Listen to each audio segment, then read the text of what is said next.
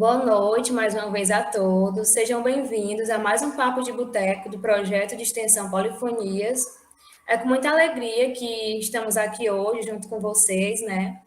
Agradeço a participação de cada um que está aqui, tanto como ouvinte, como colaborador, principalmente aos nossos convidados, Rochelle e Marco, por ter aceitado o nosso convite, né? Por terem tido a disponibilidade de vir aqui hoje conversar um pouquinho para a gente sobre esse tema, né?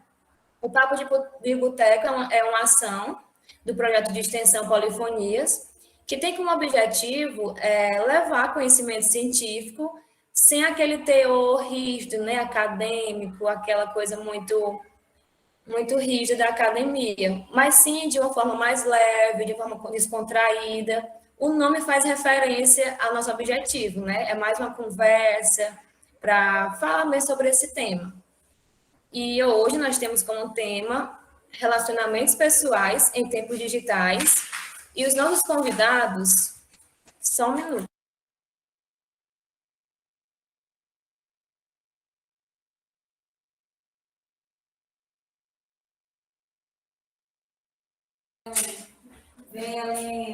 Desculpa, gente, pela pausa, né, que teve um probleminha aqui.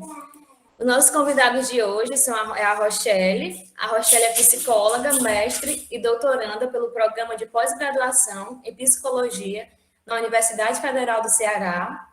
E o Marco é graduado e mestre em filosofia, doutorando em psicologia e possui interesse de pesquisa em filosofia da tecnologia, com ênfase na relação entre o sujeito e as tecnologias na cultura atual. Mais uma vez, quero agradecer muitíssimo a presença de vocês, né? Agradeço em nome do projeto.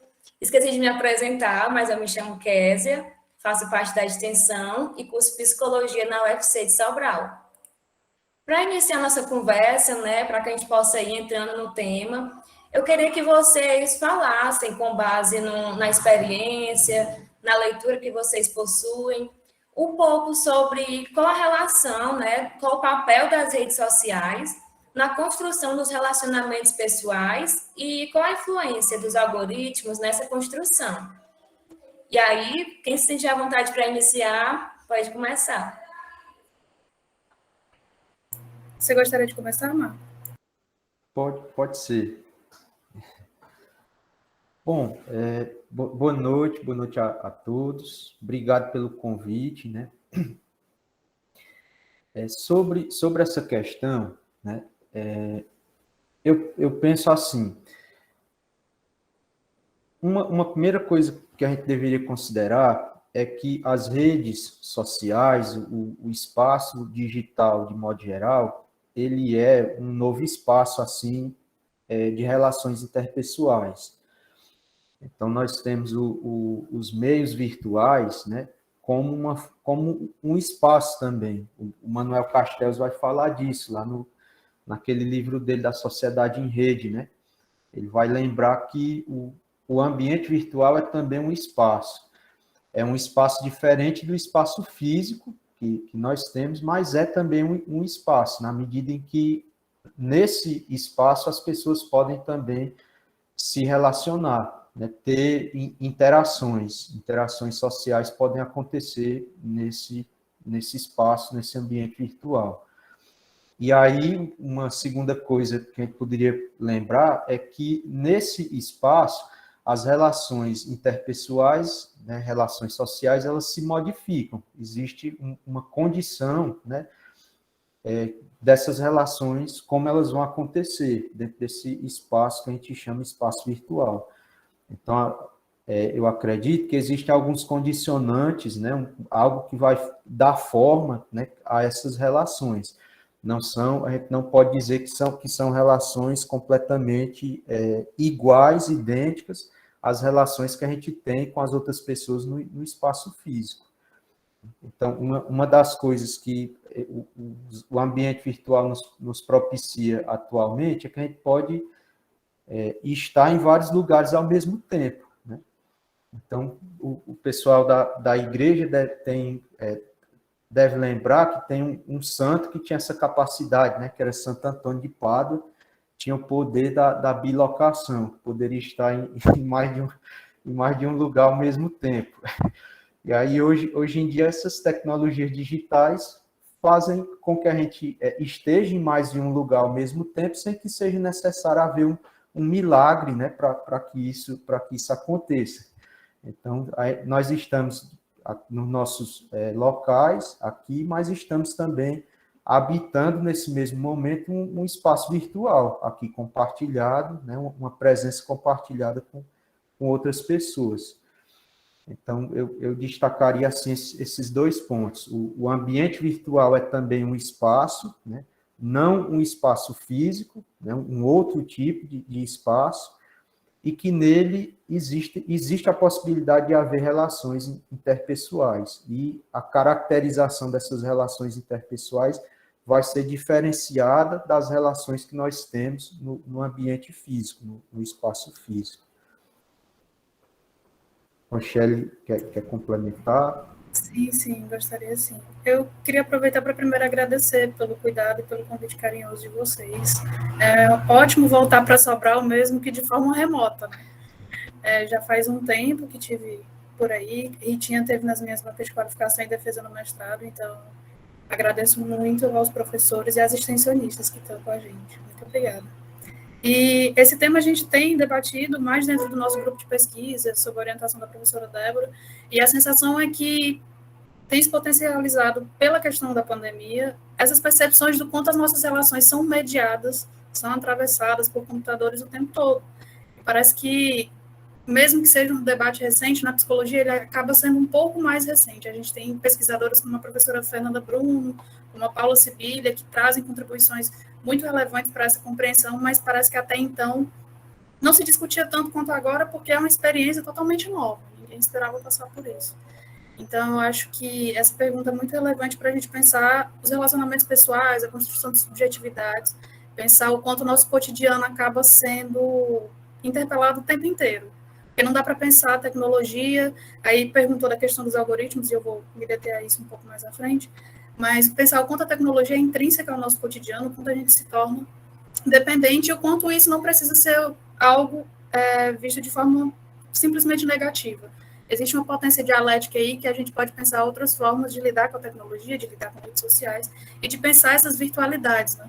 Que acho que a gente pode, inclusive, debater, Marco, no sentido de que o virtual não necessariamente se opõe ao real, mas que ele propõe uma realidade aumentada, né, por assim dizer. Eu estava vendo, por exemplo, que a marca de óculos Ray-Ban lançou junto com o Facebook um óculos em que você pode ouvir música, você pode postar stories, e querendo ou não, aquilo é uma relação que integra o ambiente, né, virtual e o ambiente real, né, propondo uma outra forma de realidade que já é disputada economicamente também, que ajuda a gente a perceber o quanto essa interpelação dos nossos relacionamentos acaba sendo lucrativo e acaba promovendo outras formas de relação com outros interesses. Não sei se eu estou sendo clara, e se não, por favor, me interrompa. E para pensar essa questão dos algoritmos, eu acho que, assim, tem caído muito a discussão de que entender a algoritmização da vida, a virtualização da vida, mas se a gente para entender o que são esses algoritmos, bem a grosso modo, são instruções que são realizadas para realizar um determinado objetivo. Eu estava pensando sobre isso, né, para trazer para cá, e também uma memória antiga, quando eu pensei sobre essa questão dos algoritmos. Não sei quantas gerações mais novas, mas a minha geração teve contato com computadores nas aulas de informática. Acho que o Marco pode lembrar disso, talvez. E que a gente não sabia muito sobre como lidar com aquilo, era algo que, diferente das gerações atuais, tem uma outra relação com a tecnologia. Então, quando a gente ia para a escola, a gente tinha aulas de informática e tinha alguns exemplos, por exemplo, para entender o que eram algoritmos. E eu lembrei de um site que chamava Mundo Canibal, e o professor colocava um exemplo, obviamente racista, né, que eu vou explicar agora, mas eram 3 aborígenes, né, na descrição do exemplo, eu fui atrás, e 3 padres.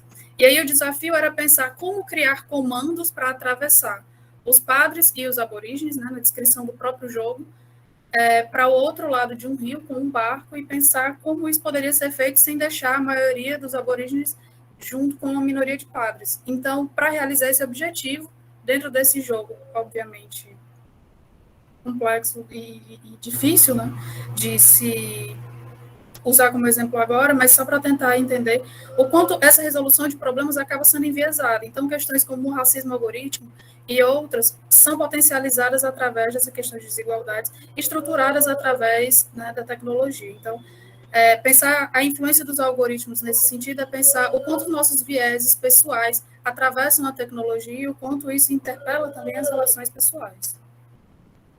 Acho que a gente pode caminhar por aí também. Não sei se eu respondi diretamente a pergunta, mas estou aberta a qualquer dúvida. Excelente, tanto a Rochelle como o Marco, né? É importante também prestar atenção, né, nessa história que as próprias redes possuem, né? Porque hoje em dia é tão comum ter a rede social que a geração de hoje não imagina a vida sem as redes sociais, né?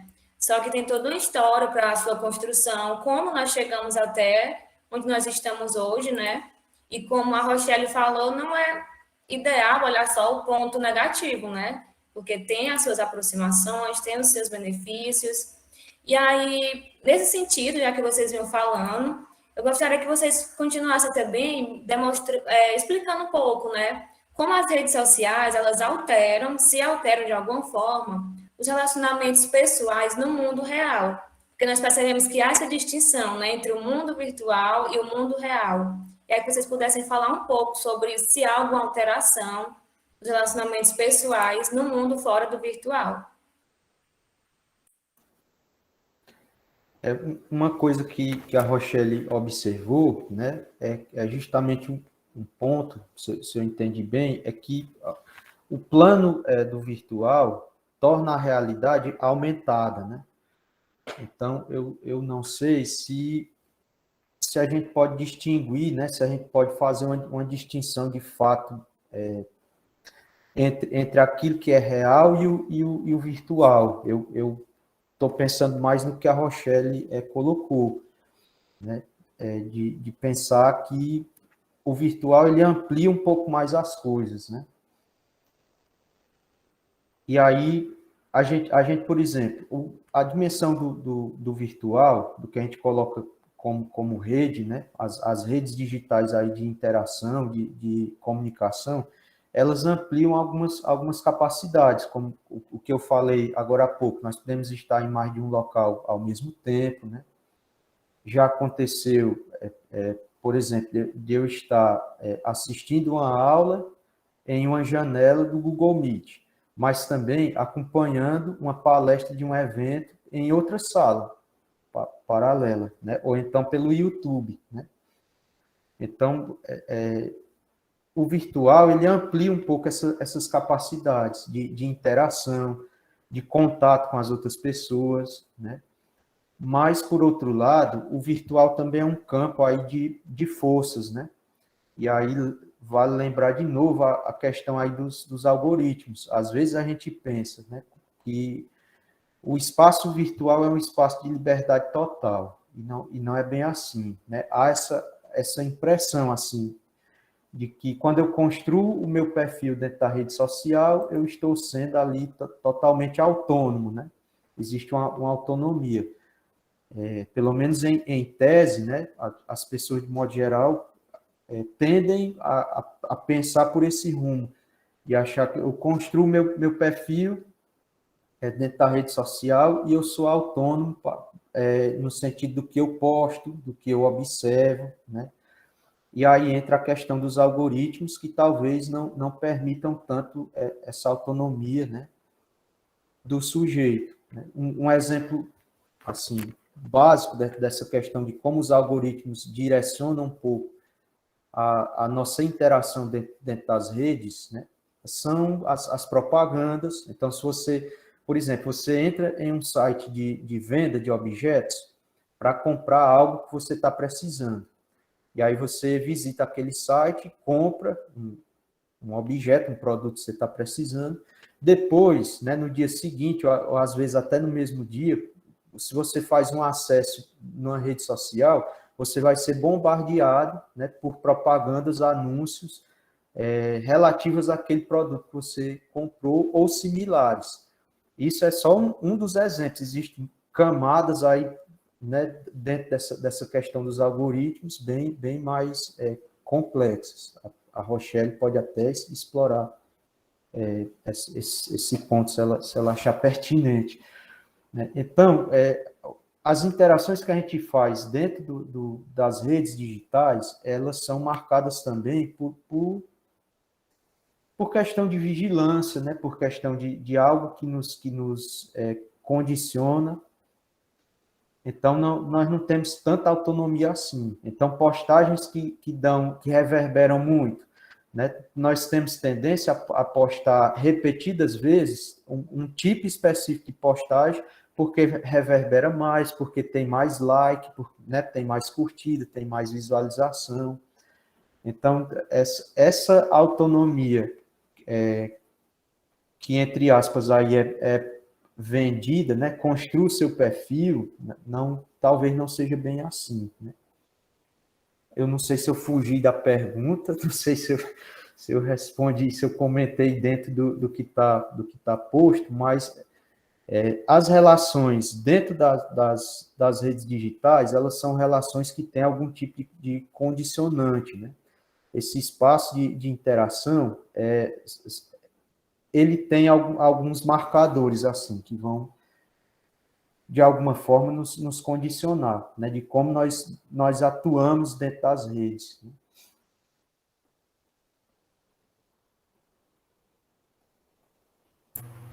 Marco, tu estava falando, e é interessante a gente pensar nas redes sociais no sentido de que toda vez que a gente fala de internet, a gente pensa no sentido da ubiquidade, da fluidez, da virtualização. E quando a gente para pensar na palavra rede, a gente pensa em conexão. Assim, penso eu, né, que é a primeira coisa que vem é a ideia de conexão, de estar conectado a alguém. Né? As redes sociais são para estar conectado a outras pessoas.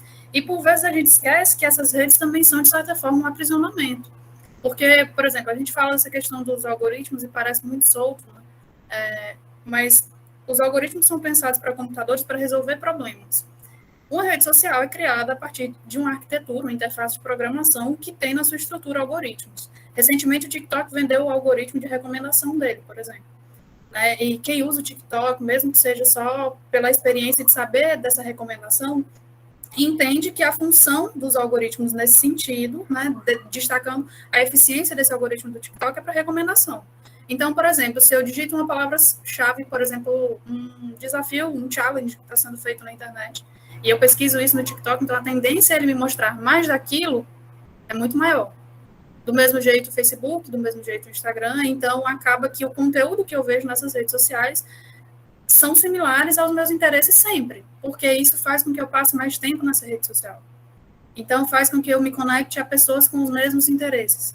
E aí, se a gente parte para uma outra discussão, né? A gente está falando aqui sobre relacionamentos pessoais, mas se a gente vai para um âmbito mais no sentido político, né? De partidarismo político, a gente tem esse exemplo muito claro. A gente viu em 2018 e a gente vai ver ano que vem. Né? No sentido de que nas nossas bolhas tem muito mais pessoas que pensam como a gente do que pessoas com pensamento divergente. E em 2018, o que a gente mais viu, e eu não vou entrar no mérito de que, obviamente, não se deve dar palco para fascista, obviamente, não se deve dar palco para pautas antidemocráticas, mas dando um exemplo do que acontece dentro de redes sociais. Os conteúdos que eu consigo acessar dentro das bolhas digitais, né, como é a grosso modo falado, acabam sendo sempre mais do mesmo. Então, isso retroalimenta que cada vez mais eu assisto as mesmas coisas, interajo com as mesmas pessoas. Fazia muito tempo, por exemplo, que eu não falava com o Marco, e há muito tempo eu não vejo uma história do Marco no Instagram. Né? Por que isso acontece? Então, querendo ou não, como a gente está cada vez mais atrelado, né, os nossos relacionamentos são cada vez mais ligados às redes sociais, acaba que se interpela, sim, as nossas relações. Então, os algoritmos e a compreensão dessa infraestrutura da internet é importante para que a gente entenda isso. E entenda maneiras de elaborar sobre isso, de compreender mais sobre isso, de fazer críticas mais contundentes sobre isso. E, às vezes, as ciências humanas e sociais estavam um tanto quanto mais distantes dessa discussão, que tomou uma proporção gigantesca mais recentemente. Tem tido muitos eventos que discutem sobre isso e dentro da psicologia, por exemplo, teve um organizado pela Fernanda Brum, que foi semana passada, o FEIO, né, que fala da questão das falhas tecnológicas, as falhas do neoliberalismo, para discutir essa relação social da tecnologia com a sociedade. Então, acho que a gente pode caminhar a discussão por aí também. Eu fico imaginando também uma certa delimitação, sabe? Pegando esse ponto que vocês falaram, porque muitas vezes a gente acha, eu tenho a internet, na minha rede social eu tenho de tudo, né? Aí eu leio de tudo porque no meu feed aparece de tudo. Sendo que esse de tudo é o que eu procuro e é o que eu me interesso, né? E aí eu fico muito pensativa quando envolve essa questão política, porque muitas vezes nas minhas redes sociais, no meu meio de comunicação, vai aparecer pessoas com o mesmo cunho que eu, né? Que têm o mesmo interesse que eu, que curtem as mesmas coisas que eu. Então, eu fico pensando também, como a Andressa falou aqui no chat, né? Que essas bolhas tendem a não ter nenhuma comunicação entre si, né? Acabam muitas vezes se tornando dois extremos, né? Existe um extremo que procura sobre o conteúdo A e outro extremo que procura sobre o conteúdo B. E esses dois extremos sabem muito sobre o seu lugar, porque eles recebem muita informação sobre o seu lugar, mas não recebem informação sobre o outro, né? E aí fica aquela coisa, aquela falta de comunicação que às vezes pode acontecer também dentro da própria rede, né? E aí, esse é tão real que ontem, né, teve a queda do WhatsApp, do Instagram, das redes sociais, e as pessoas ficaram desesperadas, né? Não sabiam o que fazer à noite, porque não tinha WhatsApp, não tinha Instagram. Existe uma certa dependência, né, desses meios de comunicação, dessas redes sociais. E aí eu vi muitos memes na internet, né, depois que voltou, falando sobre a questão. As pessoas hoje reencontraram seus familiares, porque vivem na mesma casa, mas não se comunicam porque passam mais tempo nas redes sociais do que nas relações pessoais, né?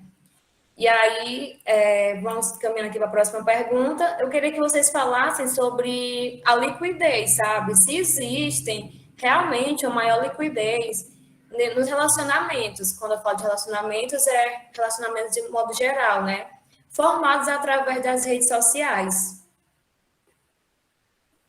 Já colocaram aqui o comentário ilustrando essa situação aí, né?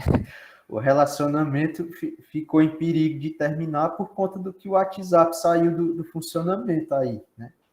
Então, os relacionamentos estão líquidos por conta enfim, uma brincadeira, mas que tem um pouco a ver com isso.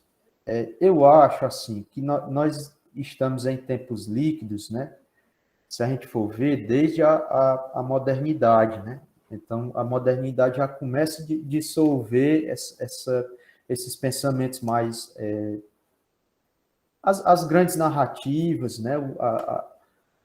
Na filosofia, a gente chama isso a professora Rita vai saber, a gente chama isso de um processo de desconstrução da metafísica e tal. Então, a contemporaneidade ela já é mesmo marcada, né? Isso que eu quero dizer. A contemporaneidade já é mesmo marcada pela falência assim, de um discurso forte, de coisas que tentam dar conta de uma compreensão total, né? Então, o nosso entendimento sobre a realidade ele já é parcial, né? Nós temos essa compreensão. E eu acho, assim, dentro dessa temática das redes digitais, eu acho que elas podem potencializar um pouco mais aquilo que já começou anteriormente numa esfera das relações mesmo interpessoais. Então, eu acho que a gente vem vivendo já uma tendência de relações líquidas, né? E eu acho que as redes digitais, como elas são ambivalentes, elas promovem de alguma forma o encontro. Elas promovem o encontro entre as pessoas. Então, eu estou muito contente, estou muito satisfeito de estar vendo aqui vocês, que eu não vi há tanto tempo, né? Mas, né, dentro dessa ambivalência das redes digitais, nós temos que considerar também que existe essa outra dimensão da fragmentação também das relações, né? Então, eu acho que a gente encontra as duas coisas nas redes digitais, mas que essa tendência, né, do líquido, né, da fragmentação, ela já vem de antes das redes digitais. só para ir complementando e discutindo um pouco contigo, mano, eu sempre que falo de liquidez nesse sentido, eu me lembro do Bauman, né? E acho que tem uma tentativa e, por vezes, uma conquista, de que muitas vezes a gente acredite que tudo que a gente faz depende somente da internet, de que nossas relações são, como no exemplo aí, são estritamente dependentes dessa mediação. E acho que é um esforço constante para que a gente passe mais tempo online. E que não necessariamente é uma verdade. Não necessariamente nossos relacionamentos são líquidos, ou não necessariamente os nossos relacionamentos são mais frágeis. Ou a gente é completamente dependente, previsível e tem nosso comportamento modulado por essa tecnologia que a gente usa. Não estou negando, não é um negacionismo do impacto que isso traz para as nossas subjetividades e para os nossos relacionamentos. Mas eu acho que isso é uma tentativa de que a gente não pense em novos possíveis e que a gente continue nessa ideia de que, eu vou parar de usar a internet. Não, não precisa parar de usar a internet, mas por que não pensar outras formas de usar a internet? Ou tentar entender por que a internet é estruturada dessa forma. Nesse sentido, eu lembro do Finberg, né? Que diz que, para pensar na filosofia da tecnologia e fazer essa crítica, ele diz que a gente tem que ter maior acesso à caixa preta dos códigos da internet. Né? É uma metáfora que ele usa, mas que a gente pode entender como a necessidade de entender mais dessa sociabilidade mediada por computadores, por exemplo. Então, de entender que os nossos relacionamentos não são dependentes exclusivamente da internet, mas entender como o uso de aplicativos para paquera, por exemplo. O que nesse aplicativo, que parece um cardápio virtual, interfere na minha escolha por alguém? Na minha escolha. Será que a minha escolha é pré-determinada por um aplicativo? Será que o que eu faço com esse aplicativo não pode subverter de algum modo? Se a gente para pensar, sei lá, no Spotify. No Spotify você tem as descobertas da semana, que são músicas que são sugeridas para você de acordo com os seus interesses, com as suas pesquisas dentro do aplicativo, com os seus gostos musicais. Será que eu não posso pesquisar mais por mulheres para ouvir mais mulheres do que homens? Será que eu não posso ouvir mais artistas negros, artistas não brancos? Então, são maneiras de pensar sobre isso, e existem movimentos importantes que fazem outros usos da internet. Tem um projeto que chama Rádio Iandê, que é um projeto dos povos indígenas, óbvio que diz uma pluralidade, mas que usa podcasts, que usa canais no YouTube para divulgar entre si, né, iniciativas políticas, organizações sociais. Então, são outras formas de pensar a internet, e eu acabo trazendo para essas questões, porque o meu interesse de pesquisa transita aí em pensar autoritarismo e preconceito em plataformas digitais, mas, ao mesmo tempo, de pensar as potencialidades que a gente pode encontrar de forma dialética na internet, né, de pensar redes sociais de um outro modo, como se organizar em relação a isso. Um outro exemplo, e pensando numa questão geopolítica, é o fato de a China ter disputado muito com os Estados Unidos essa questão de pensar plataformas digitais, redes sociais, e o TikTok é uma iniciativa que não é americana, porque os dados de quem usa essas redes sociais fica centrado no mesmo lugar, fica no Vale do Silício, fica em território norte-americano. O que fazem com os nossos dados? A gente tem uma ideia, a gente não sabe sobre tudo. Recentemente saiu um vazamento de uma CEO, eu não vou lembrar direito, mas que fazia parte do Facebook, em que ela disse que sabiam sim que a saúde mental de meninas adolescentes que usam o Facebook é afetada pelos conteúdos que elas acessam. E nada foi feito em relação a isso, porque se mexe num algoritmo de recomendação, isso interfere em bilhões em relação ao lucro para a empresa. E assim a gente pode ir discorrendo outras coisas. Uma pergunta que surgiu aqui no nosso formulário de dúvidas é algo bem específico, mas que pediram para vocês tocarem nesse assunto, né? Como vocês pensam ou avaliam o uso cada vez mais precoce das redes pelos jovens? E aqui, fazendo parênteses, eu não diria nem pelos jovens, né? Mas diria pelas próprias crianças, né?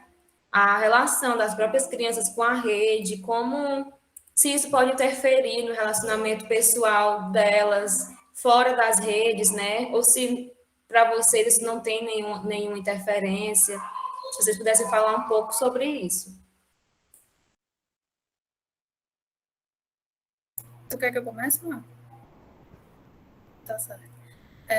Acredito que sim. Eu tô falando bem, assim, sem dados para estar embasando o que eu estou falando, mas acho que nos próximos anos a gente vai poder acompanhar muito mais pesquisas, acredito eu que muito mais em uma perspectiva cognitivo-comportamental, né, neuropsicológica, para tentar entender os impactos a longo prazo, porque é um fenômeno recente. Eu não lembro de outras gerações que tiveram uma relação tão próxima e tão intrínseca com as tecnologias de comunicação.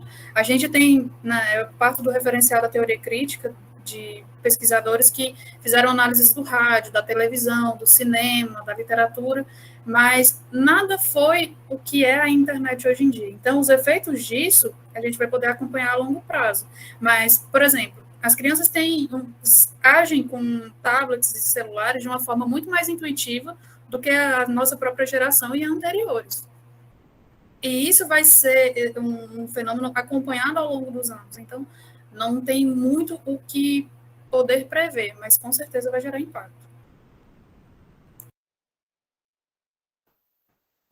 E, assim, eu acho que não é só os jovens, né? Não são só os jovens e as crianças que estão acessando essas redes, também alguns adultos estão cada vez mais entrando nesses espaços virtuais, nas redes sociais, até idosos também, né? A gente vê em algumas redes sociais, né, alguns perfis de pessoas idosas que tem muita visibilidade, tem muita curtida e tal. Minha avó tem 85 anos, e ela queria um smartphone porque ela descobriu que com o smartphone é possível fazer chamada de vídeo.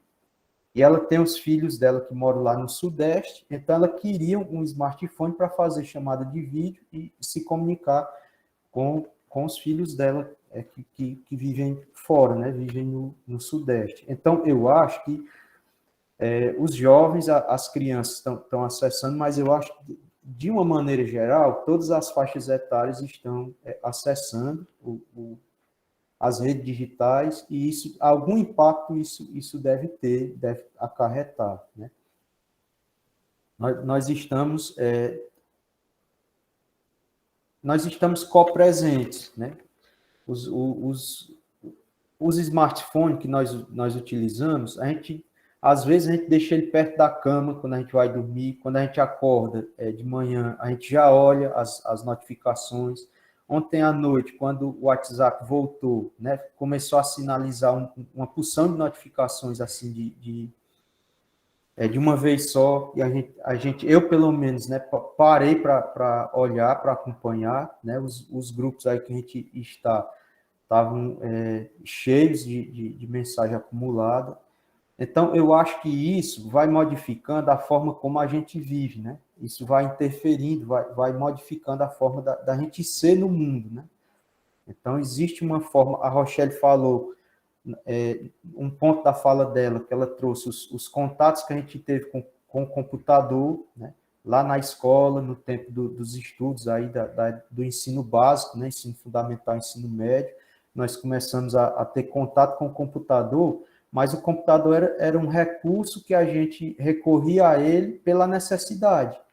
Hoje em dia, o smartphone faz com que esse instrumento, esse artefato está ao nosso lado o tempo todo, nos acompanhando o tempo todo. Você pode utilizar essas ferramentas para, inclusive, mediar várias atividades que a gente faz ao longo do dia. Então, para além das redes digitais, eu acho que o fato de você ter esse artefato lhe acompanhando o dia todo, que é um artefato tecnológico, só isso, né, já interfere de alguma forma no jeito da gente ser no mundo, né?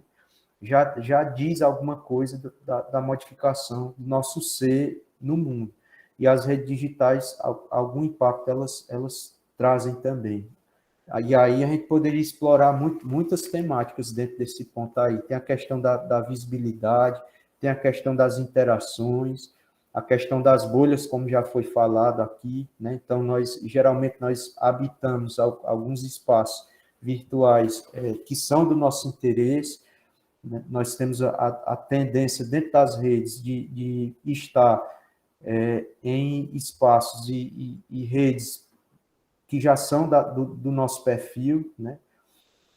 Isso, por um lado, é até bom, porque tem certas bolhas que eu, particularmente, não gostaria né, por exemplo, eu acho que eu não teria saúde mental para entrar num grupo dos bolsominions, né, do pessoal bolsonarista. Eu acho que não dava certo. Então, essa questão da separação pelas bolhas tem um lado positivo também, né? Então, eu estou sempre divagando aqui no momento das minhas falas. Nada, foi ótimo. Sempre pensar pelo lado preventivo, né? Tá me prevenindo de entrar nesse tipo de grupo. E aí, uma pessoa tocou justamente nesse ponto que vocês já vinham comentando, né? Das redes sociais, das mídias, ter aumentado o seu uso não só na infância, na adolescência, né? Mas para todas as idades. E aí, a pessoa tocou no ponto da pandemia, né? Que na pandemia, desde o início, observou-se meio que um refúgio, né? Das pessoas nas redes sociais. Quando tudo parou, as pessoas ficavam assistindo live no Instagram, ficavam no YouTube. Isso acabou sendo o alívio para muitas pessoas que não queriam ficar sem fazer, entre aspas, nada, né? E aí a pessoa pergunta se vocês acreditam que essa tendência, né, pela busca das redes sociais, ela aumentou na pandemia e tende a continuar aumentando, né? Agora no pós-pandemia.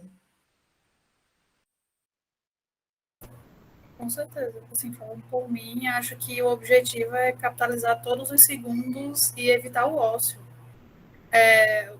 Todo o tempo que a gente passa em redes sociais, a gente está alimentando o lucro de uma determinada empresa. A gente está fazendo testes de em quanto tempo a gente clica para avançar numa propaganda.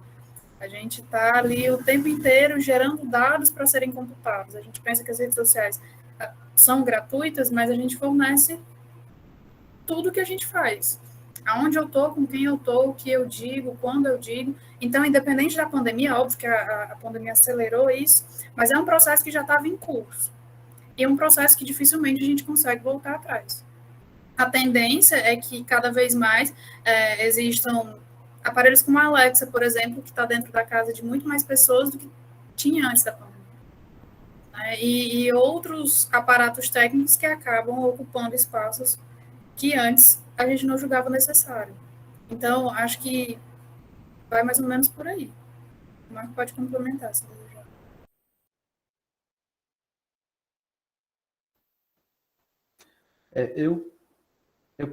Vou complementar falando aqui de uma experiência minha mesmo, né? Então, quando começou a pandemia, que nós tivemos que ficar em casa, né, as restrições de contato, eu tentei me organizar com as minhas tarefas. Então, o tempo de leitura, o tempo de estudo, as aulas que passaram a ser virtuais, né, aulas síncronas. Então, eu tentei me organizar fazendo um esquema em que eu pudesse fazer as minhas tarefas, as minhas atividades, e nos intervalos das atividades, para onde é que eu ia? Né? Para as redes sociais. Né? E no YouTube, por exemplo, eu acompanho alguns canais. Quando eu percebi, estava assim, de um jeito que eu estava quase que como numa obrigação de acompanhar os vídeos postados dos canais que eu acompanhava com muita frequência. Então, eu olhava para o relógio e pensava, daqui a pouco tem uma aula, então daqui a pouco eu tenho que voltar para ler aquele texto que eu estava lendo ali. Mas dá tempo, né, se eu avançar aqui na velocidade da reprodução do vídeo, dá tempo eu assistir mais 2 vídeos aqui desse canal que eu acompanho. Então, isso ia, né, tornando, né, é quase um vício, assim, né, de estar, de acompanhar essas coisas.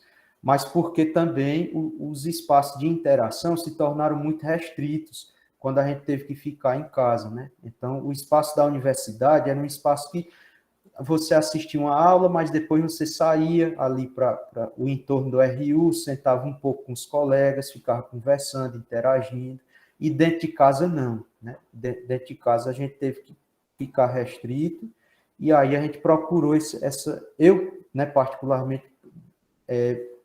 fiz esse esquema, acabei caindo aí na esparrela de ficar preso a essa dinâmica aí das redes sociais. E isso, Marco, vai acabando que vai alimentando o seu algoritmo, né? Porque ele sabe que você gosta daquele vídeo, então ele vai colocar mais vídeos relacionados a isso para que você possa ficar mais tempo preso. Eu me percebo isso muito também no Instagram, né? Eu sigo algumas páginas de conteúdo, assim, educativas, aí às vezes eu fico salvando um monte de coisa, isso aqui é interessante, eu vou salvar para me ler depois. E aí, quando eu vou ver, tá cheio de coisa salva, que eu disse que tinha que ler, e aí eu fico me cobrando para ler aquilo, porque para mim aquilo vai ser enriquecedor para o meu conhecimento, né? E aí acaba que a gente passa mais tempo nas redes sociais ainda por conta dessa questão, né? Outra questão que surgiu foi uma pessoa que colocou para falar um pouco sobre a questão das tecnologias. Ela fala que tem um primo de 4 anos que passa mais tempo no celular do que brincando com brinquedos, com os amigos, né? E ela pergunta quais os prejuízos, né, que isso pode trazer a longo prazo para a criança. É uma questão difícil de responder, né? Eu não sei, Rochelle, o que você pensa. Eu acho que algum impacto isso acarreta, isso traz, mas eu acho, assim, no meu entendimento, dentro das minhas leituras, eu acho que ainda é cedo para a gente pensar em que consequências específicas isso pode trazer a longo prazo, né? Porque eu acho que isso é um fenômeno tão recente, né? Essa virtualização da vida, está o tempo todo conectado, isso foi de um tempinho para cá, né? Então, eu acho que tem algumas consequências que já são visíveis, mas eu acho que nesse ponto, assim, do longo prazo, eu acho que nós podemos fazer suposições, assim, né? Hipóteses do que pode acontecer. Não sei. O que tu acha, Rochelle? Eu concordo, Marco, mas eu penso que algumas coisas observáveis que a gente pode traçar partem do nosso próprio comportamento enquanto adultos, por exemplo. A gente tem uma tendência a ser mais ansioso depois das redes sociais, por exemplo. A ânsia por likes, e a gente pode até observar, por exemplo, a dinâmica do próprio Instagram, por exemplo. De tirar, por exemplo, quem curtia a foto, a quantidade de curtidas, dizendo que isso seria para minimizar o impacto na saúde mental das pessoas que usam o Instagram, enfim, mas a gente não sabe ao certo o que isso causa. Mas existe uma ansiedade de esperar uma resposta no WhatsApp. Se a gente parar, por exemplo, para pensar nos aplicativos mais baixados da Google Play, mais tarde vocês podem até ver isso, ou até agora, se desejarem. Tem WhatsApp, Facebook, Telegram, Twitter, e aí partem para redes sociais, por exemplo, de trabalho, como LinkedIn. Né? E dentre outros que eu não estou listando, mas a gente está o tempo inteiro em algum patamar conectado através de uma rede social. No caso de uma criança, ela está provavelmente mais ligada ao YouTube. Então, é um estímulo sensorial diferente. Eu tenho um Xiaomi, eu não sei a pronúncia direito, mas enfim. E tem uma funcionalidade, eu acho que isso deve ter em outros celulares, mas eu só percebi no meu, que a partir de um determinado horário, o celular fica em preto e branco, dizendo que isso é meio que para ajudar na hora de dormir. Ou seja, eles sabem, né, quem estrutura esse tipo de aparelho, sabe que a gente fica mais acordado, mais ansioso, mais agitado com o piscar das cores, por exemplo. Então, isso é uma ideia que a gente pode ter, por exemplo, do impacto que isso causa. Se você fica mais no celular durante a noite, você tem mais dificuldade para dormir. Isso é uma coisa que eu percebi em mim, por exemplo. Então, a longo prazo, o que isso impacta na criança são suposições, como o Marco diz. Óbvio que já devem ter estudos em andamento, estudos publicados, mas que eu não vou falar aqui porque não é responsabilidade. Então, eu não posso trazer desse modo. Mas acredito que sim, tem impactos significativos que a gente vai acompanhando. Excelentes colocações, né? Como falaram aqui no chat também, né? Que as pessoas acham que é um pouco cedo para presumir os impactos a longo prazo, né? Porque isso é meio que algo que aconteceu muito rápido, né? De um dia para a noite, digamos assim, as crianças começaram a ter um acesso muito grande a essas redes. E as consequências podem ser observadas provavelmente a partir de agora, né? Mas que precisa ter um acompanhamento, né? E aí, já indo para os nossos momentos finais, né? Tenho mais uma pergunta aqui no formulário. Já falamos sobre a questão dos relacionamentos nas redes sociais, e a pessoa queria que vocês falassem mais um pouco na forma se há uma tendência de mercantilização dos laços sociais, no sentido de amizade, relacionamentos amorosos. Que vocês falassem um pouco sobre essa tendência que existe nas redes. Eu posso começar, Ana? Eu gostei muito dessa pergunta, porque me lembrou minha dissertação. No fim da dissertação, depois que tinha analisado os dados, eu tinha coletado, junto com a minha orientadora, 3.489 comentários de 2 páginas do Facebook. Pensando nessa ideia de polarização, a gente pegou de uma página de esquerda e de uma página de direita, e com um software específico para analisar texto, a gente conseguiu ver o que essas pessoas mais falavam. Né? E aí a gente fez algumas análises específicas, quantitativas e qualitativas, e aí no final foi interessante perceber que o debate no âmbito da esquerda era mais diverso, ao ponto que na direita ele era mais engessado. Entretanto, as pessoas que comentavam nos posts no Facebook, na página de esquerda, a maioria eram motivadas por discussões em que pessoas que às vezes curtiam também essa página de direita levavam para lá e articulavam nessa página de esquerda. Por que eu estou falando isso? Porque você perguntando essa questão da mercantilização, né, de relações sociais, por exemplo, de amizade, o ódio também é mercantilizado. O ódio, na verdade, capitalizado. Quando a gente pensa, por exemplo, na estrutura de uma rede social, que é permissiva a expansão de discursos de ódio, né, se é uma rede social tão atualizada, uma rede social, uma plataforma digital, tão elaborada, tão pensada, que vale bilhões de dólares, porque não tem estratégias eficientes para controlar esse tipo de discurso, para impedir que esse tipo de discurso seja disseminado. Né? Eu acho que um dos grandes empecilhos que a gente enfrentou durante a pandemia, além do asno, né, que governa esse país, é a questão das fake news. Então, por que canais no YouTube que eram carregados de fake news, que acabavam por validar o discurso de um político que não estava interessado no bem da população? Por que isso tem tanta visibilidade dentro da rede? Porque, pelo que a gente percebeu, ao passo que essas bolhas de perfilização de pessoas com interesses e gostos distintos se embatem, isso gera engajamento. E o engajamento é mais tempo que você passa na rede. Tinham pessoas que, nas publicações que a gente coletou, tinham 30 comentários. Quanto tempo essa pessoa passou nessa rede social? A quantidade de dados que ela produziu. Quando a gente para pensar sobre isso, a gente entende que as emoções que a gente expressa nesse espaço, que é vendido como algo democrático, mas a gente tem que lembrar que não é, o que isso traz? Essa percepção é, como a Ritinha estava dizendo, e o chat está muito bom também, é o pulo do gato para a gente entender como isso funciona e o que a gente pode fazer a partir daí. Não é o primeiro meio de comunicação, na internet não é o primeiro meio de comunicação que se vende como algo democrático. O Adorno tem pesquisas sobre o rádio da década de 40, em que uma das maiores críticas é justamente perceber que essa tecnologia, né, esse aparato técnico não era democrático. Do mesmo jeito a internet não é um espaço democrático. É um espaço onde grandes empresas, que a gente consegue identificar, grandes conglomerados, oferecem, né, é uma realidade ampliada, né, a virtualização desse caso é uma realidade ampliada, controlada por elas, em que a gente não tem acesso, a gente não sabe como funciona, e tudo isso é permissivo dentro desse espaço. A gente tem o SaferNet, que é uma central de atendimento em que você pode denunciar casos de racismo, xenofobia, pedofilia, enfim, diversos outros crimes, e a quantidade é avassaladora. Tem, como que eu vou explicar? Tem instâncias específicas no Facebook, tem pessoas que assistem vídeos de crimes sendo cometidos em lives, né, para tentar derrubar esse conteúdo. Só que será mesmo que é a maneira mais eficiente de se lidar com isso, dentro de um espaço tão gigante? Mas são questões aí mais para provocar do que talvez para responder diretamente a pergunta.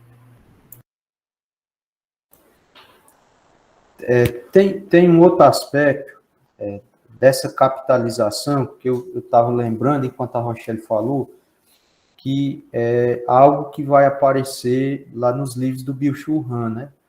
Então, Byung-Chul Han vai falar do engajamento que o usuário tem dentro das redes digitais e que isso é uma forma também de capitalização, né? Então, você posta a fim de receber algo em troca, que é um like, é uma curtida, é um comentário, e quando isso não acontece, tem um sentimento, tem algo que tem algum tipo de reverberação para o sujeito e que essa reverberação vai fazer com que ele reconduza a atuação e o engajamento dele dentro das redes. Então, a forma como você se comporta, né, o Byung-Chul Han até fala naquele livro dele chamado Psicopolítica, né, que estar na rede social é também uma forma de empreendedorismo de si mesmo. Parece que nós assimilamos na dinâmica de como nós usamos as redes digitais a mesma lógica da construção, por exemplo, de uma empresa. Você vai investir ali, você gasta tempo para estar na rede digital, você seleciona o que vai postar, você quer ter retorno sobre as postagens que você faz. Então, a gente assimila na estética aí da forma de como usar a rede digital algo que está presente nessa dinâmica aí capitalista. Eu lembrei, assim, de um exemplo. Um dia, minha mãe estava reclamando porque tinha uma amiga dela que estava com queixa, né? Tava com desgosto, porque nada que ela enviava para ela de postagem, minha mãe respondia. E minha mãe é professora, né? E nesse tempo de pandemia, ela estava trabalhando muito em casa, né? Nessa dinâmica das aulas remotas e mandar atividade para os alunos, e, enfim, uma porção de tarefas. E aí, minha mãe não tinha tempo de estar dando atenção, respondendo as pessoas nas redes sociais. Aí essa amiga dela ficou chateada, ficou com raiva, porque, né, e ela me mandou as mensagens para eu olhar, né, a pessoa dizendo, olha, todo dia eu lhe mando aqui uma mensagem de bom dia e você não responde, né? Será que você não é tão minha amiga assim e tal, né? Então, tem algo assim, essa capitalização tem a ver com a nossa dinâmica de como nós usamos, de como nós interagimos também nessas redes, né? Como eu falei lá no começo, tem uma dinâmica própria, existe um formato ali, né? E que talvez nós não somos tão autônomos assim dentro dessas redes, né? E aí minha mãe teve que explicar, eu não deixei né, nossa amizade continua, é porque eu tenho aqui uma porção de tarefas para fazer, eu não estou tendo tempo de visualizar as redes digitais. A pessoa pensou, não, porque não está curtindo, ou não está comentando, ou não está respondendo, não está tendo efeito o que eu estou publicando, não está tendo resultado aquilo que eu estou postando nas redes digitais. Então, a gente já pode ir se encaminhando, né, para os nossos momentos finais. A galera do chat estava falando bastante aqui, né, comentaram sobre a questão das crianças, ter essa grande liberdade, né, de ficar com o celular, que muitas vezes não tem nenhuma supervisão dos pais, e que as redes sociais até recomendam, né, que crianças tenham supervisões dos pais ao utilizá-las, mas não tem um controle, né? Se estão tendo a supervisão ou não. E aí fica aquela coisa meio solta, né? A criança tendo acesso a tudo, os pais muitas vezes nem sabem. Falaram também aqui no chat sobre a questão das redes sociais serem neutras, né? Que a Rochelle também tocou nesse ponto, que muitas vezes nós pensamos que são neutras, mas na verdade é mais tendenciosas do que nós imaginamos. Então, só queria mesmo agradecer a cada um que participou deste momento conosco, né? Agradecer imensamente a Rochelle e o Marco por terem disponibilizado seu tempo para estar aqui partilhando sobre o conhecimento, né? Falamos desde relacionamentos, a falta de autonomia na internet, a dependência. Acredito que foi muito enriquecedor, espero que tenha sido bastante enriquecedor para cada um aqui, da mesma forma como foi para mim. Me sinto bastante prestigiada por ter participado como mediadora dessas grandes convidadas, né? A Rochelle e o Marco. E se vocês querem falar mais alguma coisa, a Rochelle e o Marco, podem se sentir à vontade. Não, eu queria só agradecer mais uma vez pela oportunidade, né? Eu não sei se as coisas que eu disse aqui tem alguma serventia, mas eu já estou muito, eu já estou muito satisfeito de poder encontrar vocês, né? Pessoas que fazia muito tempo que eu não encontrava, né? Só em ter esse encontro aqui já foi assim, para mim já foi muito, muito bom. Queria agradecer mesmo a oportunidade, viu? Pessoal, faço as palavras do Marco as minhas. Agradeço muito pela paciência. Se deixar, a gente vai conversando aqui até umas horas, né, Marco? Agradeço aos professores, às extensionistas. Muito obrigada pela mediação, Kézia. Foi um prazer estar com vocês. Muito obrigada pelas perguntas também. Então, a gente vai encerrando mais um Papo de Boteco do projeto Polifonias. Convido as pessoas que estão aqui presentes, né, como ouvintes, a acompanharem nossas redes sociais para ficarem por dentro do que vai acontecer, né, nos próximos dias. Sempre tem novidades, sempre tem conteúdo novo. Então, acompanhem e vamos lutando, né, para que o conhecimento científico seja levado para o máximo de pessoas possíveis, da forma mais leve possível. Podemos encerrar a gravação.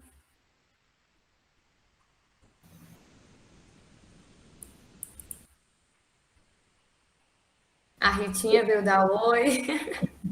Só para terminar dando oi, obrigada para todo mundo. Obrigada, Marco. Obrigada, Rochelle. Uma alegria ouvir vocês. Um abraço, professor. Que a gente possa depois se encontrar também presencialmente. Comentei justamente isso aqui. O papo foi maravilhoso. A gente só fica sempre no débito do boteco, mas o boteco vai chegar. Deu uma sede, né, Ritinha? Né? A pessoa bebendo água. Saudade, Ronaldo, querida, apareça. Tchau, gente, se cuidem. Tchau, gente, boa noite. Abração. Boa noite, pessoal. Obrigada, Kézia. Nada,